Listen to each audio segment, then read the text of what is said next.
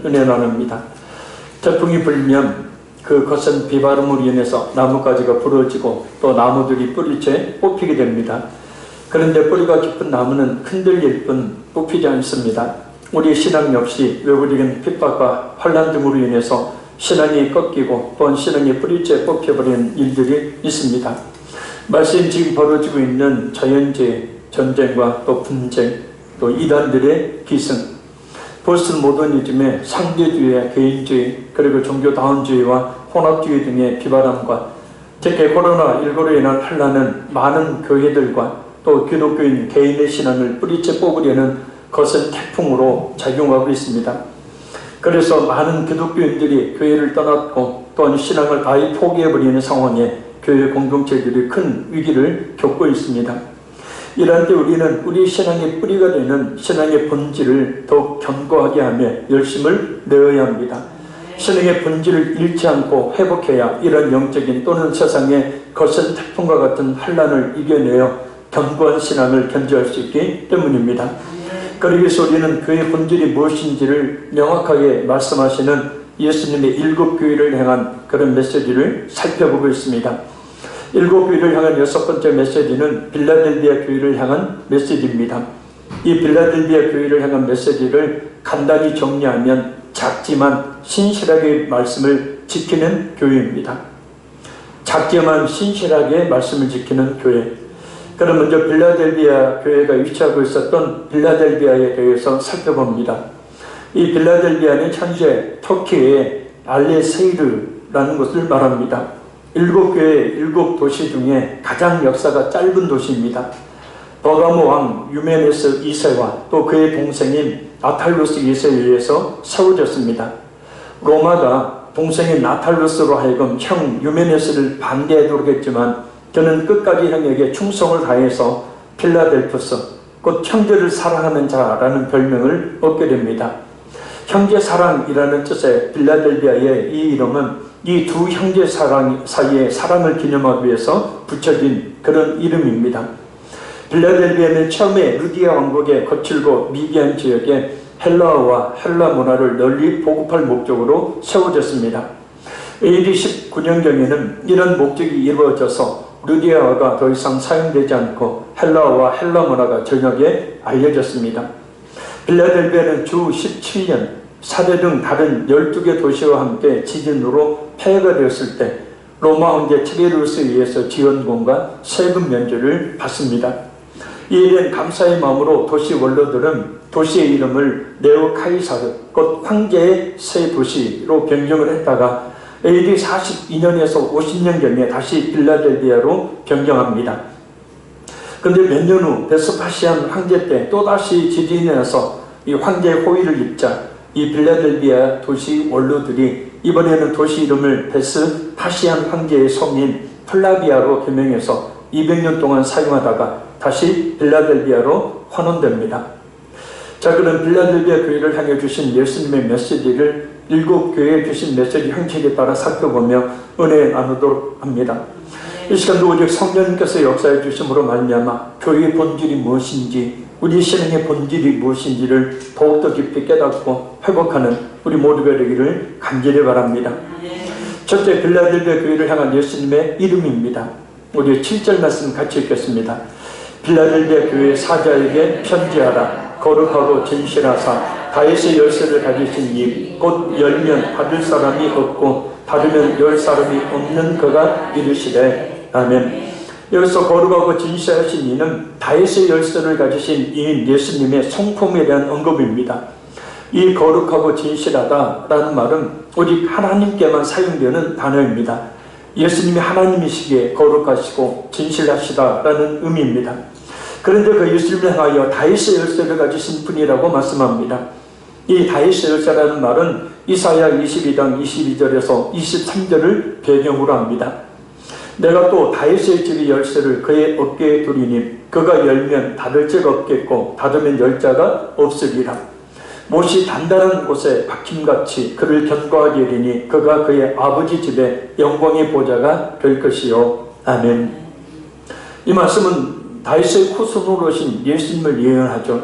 그래서 다윗이라는 말은 구약에 많이 약속된 다윗의 후손으로 오실 메시아를 상징합니다. 그래서 열면 닫을 사람이 없고 닫으면 열 사람이 없는 이 열쇠는 다윗의 후손으로 오신 예수님께서 천국에 들어오게 하시거나 또 들어오지 못하게 하실 수 있는 권한을 가지고 계신 분임을 말합니다. 즉 구원과 심판의 권세가 예수님께 있다는 뜻입니다. 누가 뭐라고 해도, 여타 종교가 어떤 주장을 해도, 사이비 종교들이 뭐라고 얘기를 해도 하나님의 나라에 들어가게 하거나 들어가지 못할 권한은 오직 예수님께 있습니다. 예수님만이 우리 유일한 구원자요 심판자이십니다. 예수님의 구원받을 다른 길은 없죠. 그러니 우리는 예수님을 우리 자신의 모든 죄를 십자가의 피로 씻어 의롭게 해주신 구원자로 하나님으로 더욱 확실하게 믿어야 합니다. 바로 이렇게 믿는 것이 바로 우리 신앙의 본질이 되어집니다. 이 본질을 잃게 되어질 때 결국은 헛된 길을 가게 되어지고, 뿌리가 약한 나무처럼 거센 세상의 환란이나 여러가지 영적인 환란이 닥쳤을 때 그 뿌리가 뽑혀버려서 그 일을 떠나거나 또 신앙을 아예 포기해버리는 그런 일들이 발생하게 되기 때문입니다. 예수님을 믿는 굳센 믿음, 흔들리지 않는 것, 이것이 우리가 회복해야 될, 더욱 회복해야 될 신앙의 본질인 줄로 믿습니다. 둘째, 빌라델비아 교회를 향한 예수님의 칭찬입니다. 우리 8절에서 10절까지 말씀 읽겠습니다. 볼지어다 내가 내 앞에 열린 문을 두었으되 능히 닫을 사람이 없으리라. 내가 네 행위를 아노니 네가 작은 능력을 가지고서도 내 말을 지키며 내 이름을 배반하지 아니하였도다. 보라, 사탄의 해당 곧 자칭 유대인이라 하나 그렇지 아니하고 거짓말하는 자들 중에서 몇을 네게 주어 그들로 와서 내 발 앞에 절하게 하고 내가 너를 사랑하는 줄을 알게 하리라.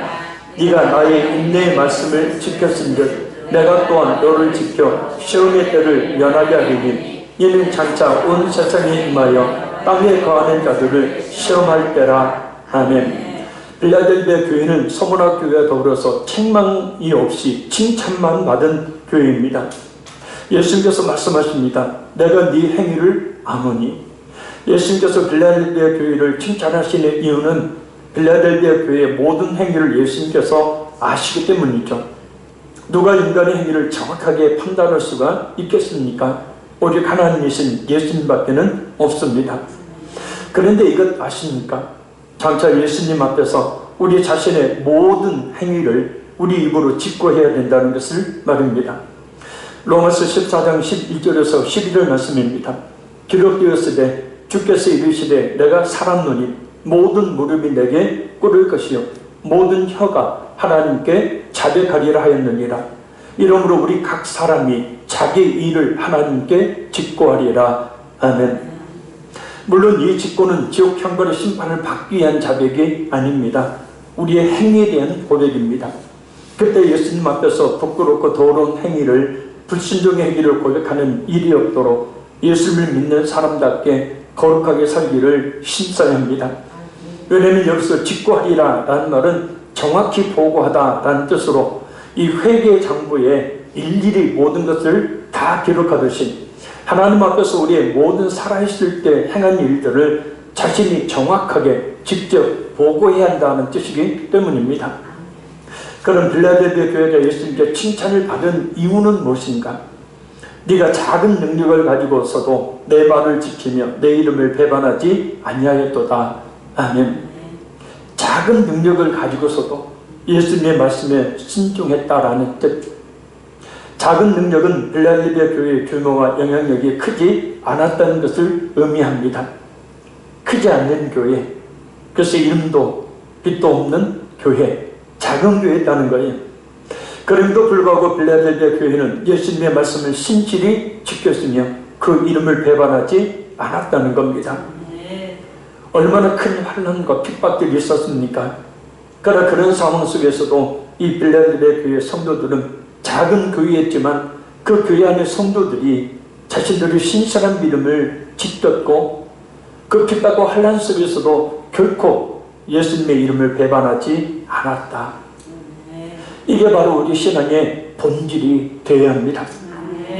그래서 예수님은 빌라델비아 교회를 칭찬하며 놀라운 축복을 주시는데 바로 그 앞에 누구도 다룰 수 없는 열린 문이 천국을 열어주신 겁니다.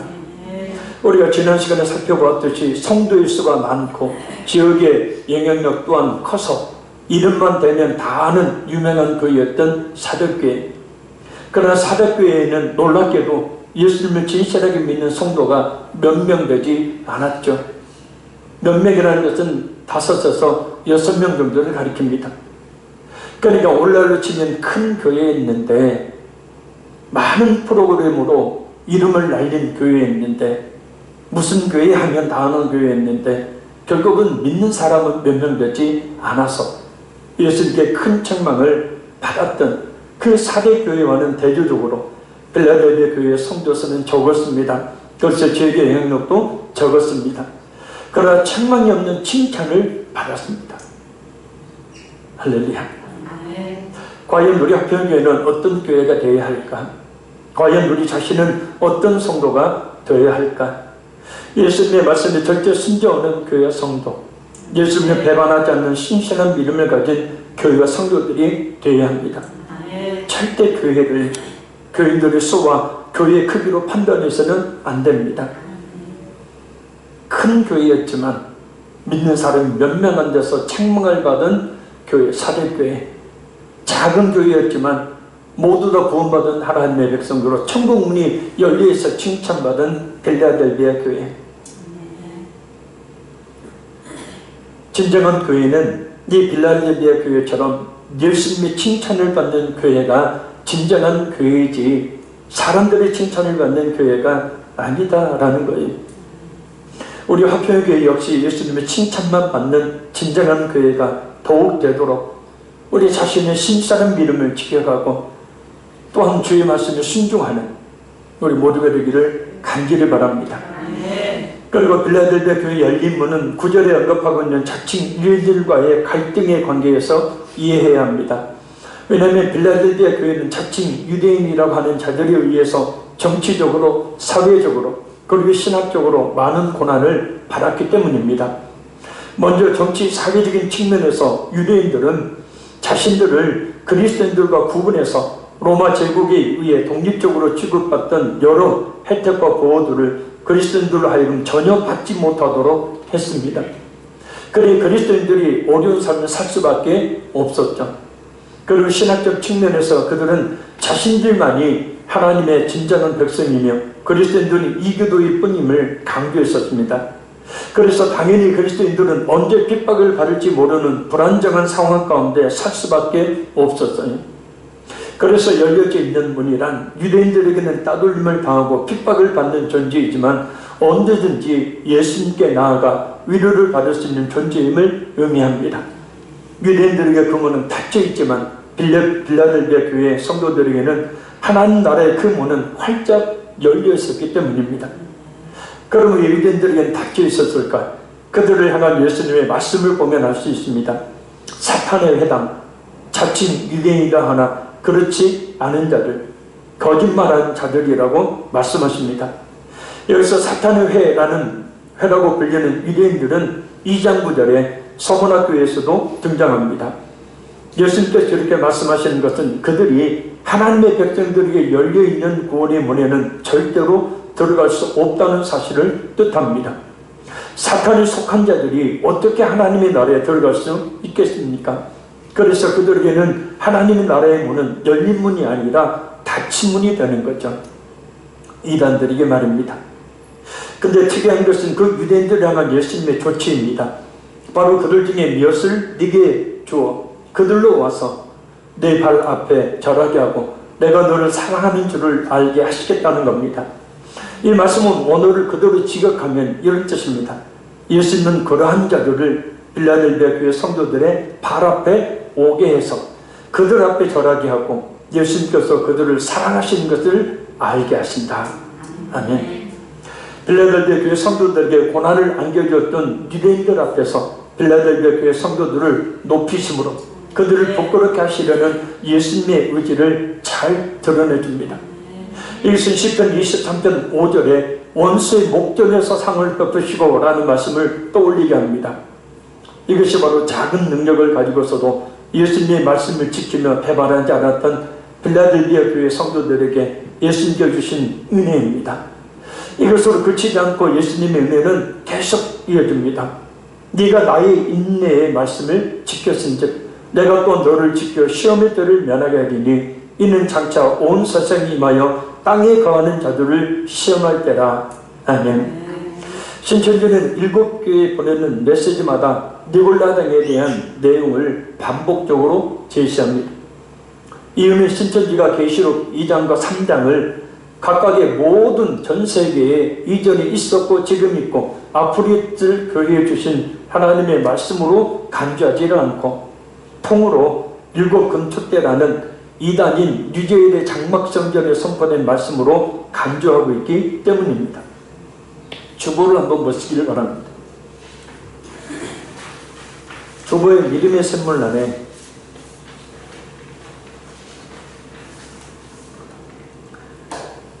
제일 밑에 보면 신천지는 7별과 7금토대의 비밀은 사도 요한의 입장에서 오는 한 목자인 이만희만이 바로 해석할 수 있다고 주장한다는 것.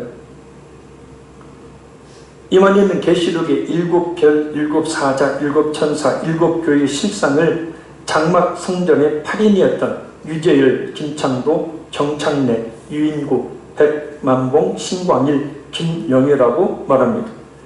그래서 7별의 숫자를 맞추기 위해서 장막 성전의 핵심 8인이었던 사람들 중에 신종화는 빼고 7명이라고 이야기를 하죠.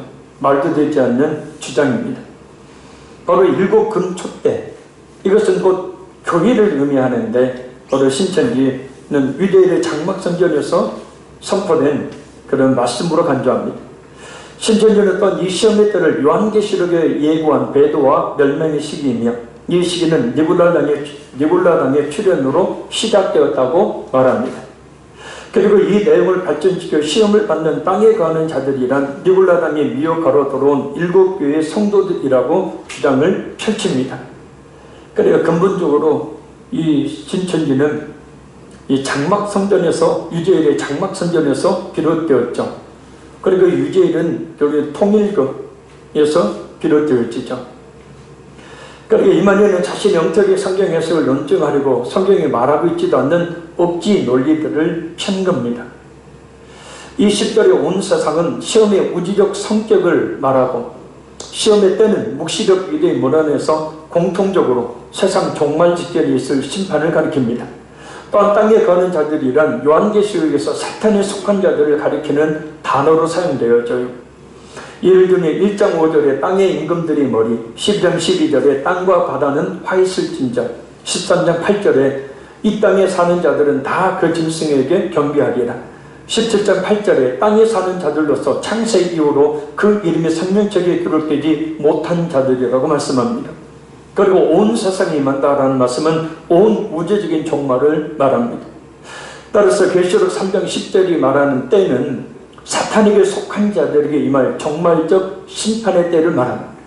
성경에서 이 심판은 예수님의 초림으로 이미 시작되었고 재림으로 완성됩니다.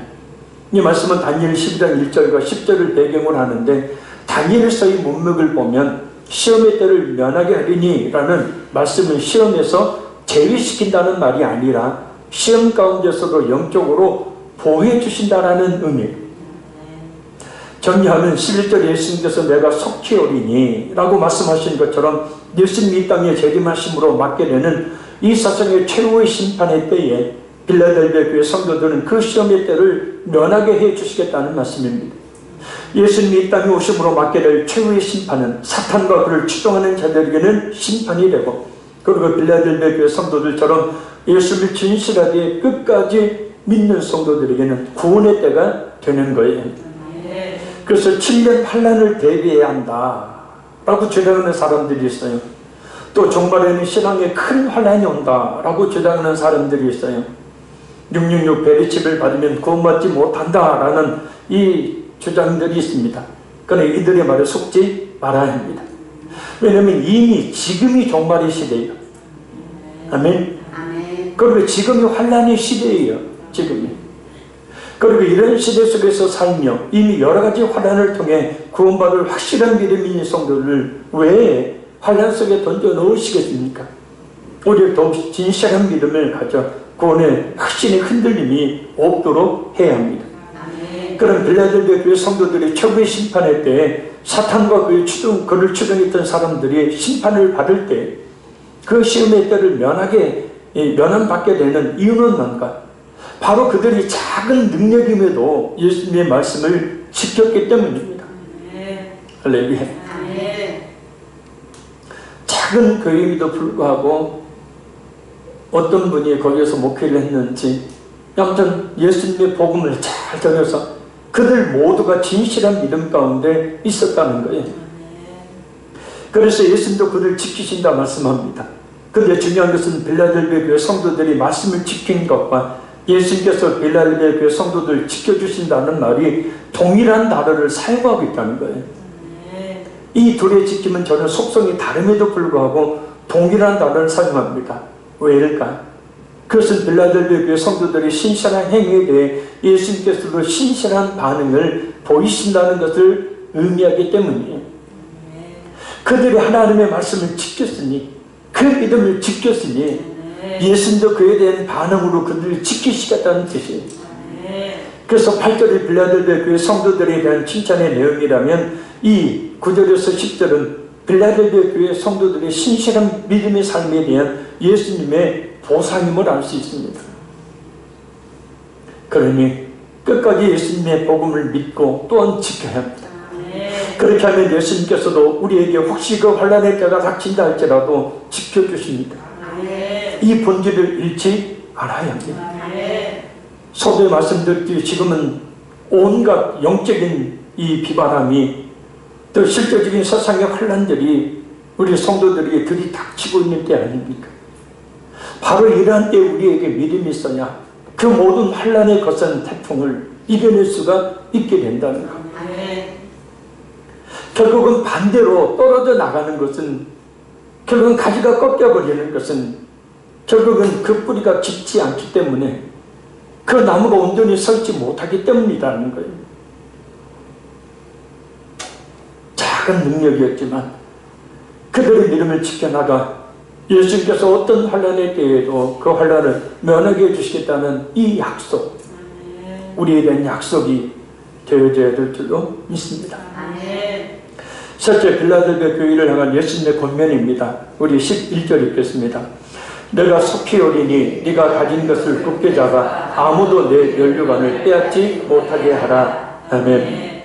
신천지는 여기서 네가 가진 것은 말씀이며 면류관은 직분이라는 직관적 해석을 내놓으며 말씀을 지켜 직분을 빼앗기지 않도록 분발하라 라는 뜻이라고 설명합니다. 전혀 근거 없는 해석이죠. 문맥상 네가 가진 것은 곧 그들이 끝까지 굳게 잡아야 할 것, 곧 하나님에 대한 신실한 태도이고 면류관은 승리에 대한 비유입니다. 그리고 신실함을 잃지 않고 면류관을 지켜내며 이기는 자는 12절에 말씀하고 약속하고 있듯이 하나님의 성전에 기둥이 되고 하나님의 이름과 새 예루살렘의 이름과 예수님의 새 이름으로 기록함을 받습니다. 좀 더 살펴보면 내가 속히 오리니 이 예수님의 재림을 말하죠. 예수님의 재림의 때까지 네가 가진 것, 곧 8절의 작은 능력을 가지고도 내 말을 지키며 내 이름을 배반하지 않은 것을 굳게 잡아 곧 그런 태도를 계속 유지하라는 거예요. 아멘. 어떤 환난이 와도 어떤 유혹이 와도 계속해서 그것을 끝까지 유지하라는 겁니다. 그래서 아무도 면류관, 곧 최후의 승리의 상징인 영원한 생명을 빼앗지 못하게 하라라는 말씀의 뜻이에요. 사탄과 그 유혹의 환경에 되는 이 세상의 유혹의 굴복에서 잡은 것을 놓침으로 승리를 놓치는 일이 없도록 하라는 뜻입니다. 물론 우리에게 주신 구원을, 우리에게 주신 영원한 생명을 우리가 절대 놓치는 일은 없겠죠. 그러나 그것은 참 믿음을 가진 성도에게 해당되는 일이고 거짓 믿음을 가진 사람들은 그것을 잡은 것 같은데 실상 세상의 유혹의 환난으로 인해 다가오는 사탄에게 면류관을 빼앗기고 맙니다. 따라서 거세주는 세상의 유혹과 죄의 유혹, 그리고 여러 이단들과 잘못된 신앙을 가진 사람들의 유혹들로부터 예수 그리스도의 복음을 굳게 잡아서 빼앗기지 않도록 해요. 승리하기 위해서, 빼앗지 못하도록 하기 위해서 더욱 예수님의 그 복음을 굳게 믿음으로 붙잡아야 합니다. 한번 따라합니다. 구원의 복음을 굳게 붙잡자. 아멘. 넷째, 빌라델비아 교회를 향한 예수님의 약속입니다. 우리 12절 읽겠습니다. 이기는 자는 내 하나님 성전에 기둥이 되게 하리니 그가 결코 다시 나가지 아니하리라. 내가 하나님의 이름과 하나님의 성 곧 하늘에서 내 하나님께로부터 내려오는 새 예루살렘의 이름과 나의 새 이름을 그의 위에 기록하리라. 아멘. 이기는 자에게 주신 약속은 두 가지입니다. 첫째는 하나님의 성전에 기둥이 되게 하시는 거예요. 오늘 본문에서 기둥은 이 받쳐주는 것의 의미보다는 굳게 서는 것을 의미합니다. 곧 안정성과 영속성을 말합니다. 이렇게 성전 기둥이 되게 해주시겠다고 말씀하신 이유가 있습니다. 아까도 말씀드렸듯이 당시의 빌라델비아 도시가 많은 지진과 경제적인 큰 어려움을 당했고 빌라델비아 교회 역시 박해를 당한 터라 무엇보다 그들에게 필요한 것이 바로 안정성과 영속성이었기 때문입니다. 그래서 빌라델비아 지역 건물들의 기둥은 매우 크고 두꺼웠습니다. 실제 성지순례를 가서 봤는데 그 빌라델비아 지방에 있는 이 건물의 기둥이 말입니다. 어느 정도냐면 이 기둥 하나의 크기가 우리 예배당 공간을 딱 4분의 1로 나누면요. 4분의 1 정도의 크기예요. 엄청납니다, 기둥이. 벽돌로 이렇게 쌓여져 있는데요. 그 기둥이 한참 돌아야 될 정도예요. 왜요? 지진으로 무너지니까. 그런 상황 속에서 주신 성전의 기둥이 되게 해주시겠다라는 약속은 빌라델비아 교회 성도들에게는 가장 든든하고 믿을 만한 약속이 되는 겁니다. 더군다나 내 하나님의 성전의 기둥입니다. 성도가 영원한 하나님의 나라에서 차지하게 될 확고한 영생에 대한 약속이, 그러니 우리 모두 끝까지 믿음을 잘 지켜 하나님의 성전의 기둥이 되어야 합니다. 둘째는 하나님의 성전의 기둥에 새 이름을 새겨주시는 거예요. 이 성전의 기둥에는 세 가지 이름이 새겨짐을 알 수 있습니다. 첫 번째는 하나님의 이름이에요. 하나님의 이름을 갖는다라는 것은 하나님에게 속해 있는 것, 하나님의 실제를 소유한다는 것, 그리고 하나님의 자녀가 된다는 것을 의미합니다. 왜냐하면 구약 성경을 보면 모든 이스라엘 백성들이 하나님의 이름을 갖고 있다고 말씀하고 있기 때문입니다. 하나만 살펴보면 이사야 43장 7절 말씀입니다. 내 이름으로 불려지는 모든 자, 곧 내가 내 영광을 위하여 창조한 자를 오게 하라. 그를 내가 지었고 그를 내가 만들었느니라. 아멘. 내 이름으로 불려지는 모든 자, 곧 모든 하나님의 백성들에게는 하나님의 이름이 있다. 작은 둘째는 하나님의 성 예루살렘, 새 예루살렘입니다. 신천지는 새 예루살렘을 영계의 하나님 나라라고 주장합니다. 또한 새 예루살렘은 단순히 천국으로 간주하고 있는 기독교인들도 많습니다. 우리가 주일 오예배 때 요한계시록 강의를 통해서 새 예루살렘이 천국을 말하는 것이 아니라는 사실을, 신천지의 영계의 하나님의 나라를 말하는 것이 아니라는 사실을 우리가 배웠죠. 요한계시록에 등장하는 새 예루살렘과 또 갈라디아 4장 26절에 나와 있는 위에 있는 예루살렘은 단순히 영계의 천국을 의미하지 않습니다. 바울 사도는 당시 지상의 성전 체제를 그대로 유지하기 원하는 옛 언약의 유대 공동체, 곧 지금 있는 예루살렘에 대응하는 새 언약 공동체인 교회를 가리켜서 하늘에 있는 예루살렘이라고 말했기 때문입니다. 따라서 빌라델비아 교회를 향한 약속인 새 예루살렘이 이름을 기록해 주시겠다는 말씀은 로마의 시민권 개념의 연장선상에서 새 예루살렘 곧 하나님 나라의 시민이 되게 해 주시겠다는 말씀이에요. 교회 성도들이요. 당시 빌라델비아는 지진으로 건물들과 나아가서 도시 전체가 파괴되었고 늘 지진에 대한 불안감으로 안정된 건물, 안정된 도시에 대한 기대가 있었기 때문입니다. 지금 일본이 그렇듯이 따라서 영원한 도시인 하나님의 성, 새 예루살렘의 시민이 된다는 것처럼 큰 위로가 없는 거죠. 더군다나 그 새 예루살렘은 하늘에서 하나님께로부터 내려오는 것으로 전혀 무너지지 않는 영원한 교회, 영원한 도시이기 때문입니다. 작은 첫째는 나의 이름, 곧 예수님의 이름입니다. 이미 하나님 이름이 새겨졌지만 예수님의 이름을 또 새겨져요. 그것은 끝까지 믿음을 지키는 성도의 소유 또한 예수님이라는 사실을 말해요. 예수님께서 하나님과 동동하시다는 것을 말하고 또한 예수님의 십자가의 구속의 은혜로 말미암아 성도들의 구원을 받기 때문에 그 이름을 새기시는 거예요. 그래서 계시록 14장 1절과 22장 4절을 보면 성도들은 먼저 이마에 인침을 받고 이어서 하나님의 이름과 어린 양이신 예수님의 이름이 그들의 이마에 기록되어집니다. 짐승을 따르는 자들의 이마에 짐승의 이름이 새겨진 것과는 정반대로 말입니다. 또 내가 보니 보라 어린 양이 시온산에 섰고 그와 함께 14만 4천이 서 있는데 그들의 이마에는 어린 양의 이름과 그 아버지 이름을 쓴 것이 있더라. 아멘. 또 이 말씀을 오해하면 문자적으로 해석하는 사람들이 있는데 실제로 하나님의 이름과 야훼라는 이름과 예수님의 이름이 이마에 새겨진다는 것이 아니죠. 이마는 이성을 상징해요. 지혜를 상징해요. 할렐루야. 그러니까 그들의 이성, 그들의 지혜가 예수님의 그 복음을 받아들였음을 이야기하는 거예요. 할렐루야. 그래서 확고한 흔들림이 없는 믿음 가운데 있다는 사실을 상징적으로 이야기하는 겁니다. 다섯째, 빌라델비아 교회를 향한 예수님의 들음의 대상입니다. 우리 13절 읽겠습니다. 그 있는 자는 성령이 교회들에게 하시는 말씀을 들을지어다. 아멘. 영의 귀가 열려 오늘 말씀이 무슨 말씀인지 그리고 그 말씀의 의미가 무엇인지를 깨닫는 은혜로 충만하기를 바랍니다.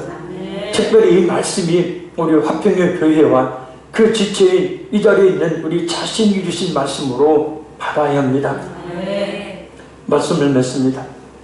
거룩하시며 진실하신 하나님이신 예수님은 빌라델비아 교회가 성도들의 수가 적고 그래서 주변에 별 영향력을 발휘하지 못한 작은 교회였지만 그들이 사탄의 회당인 자칭 유대인들의 핍박과 여러 환난 속에서도 복음을 지켰고 예수님을 배반하지 않았음을 칭찬하십니다.